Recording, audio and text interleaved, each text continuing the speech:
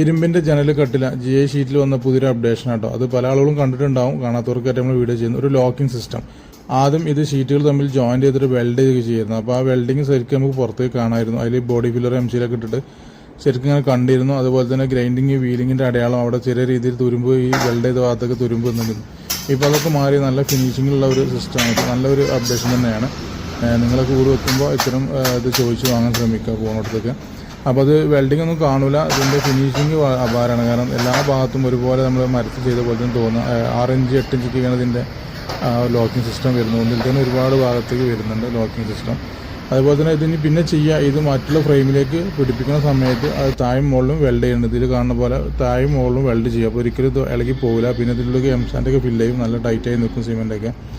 പിന്നെ അതുപോലെ തന്നെ പഴയത് ഇങ്ങനെ വീല് ഗ്രൈൻഡ് ചെയ്ത അടയാളം സ്പോട്ട് ചെയ്ത അടയാളമൊക്കെ തുരുമ്പ് വന്നിട്ടുണ്ട്. അപ്പോൾ ഇത്രയും വീഡിയോസൊക്കെ ലഭിക്കാൻ വേണ്ടി നമ്മുടെ ചാനലും പേജും ലൈക്ക് ചെയ്യുക. Thank you.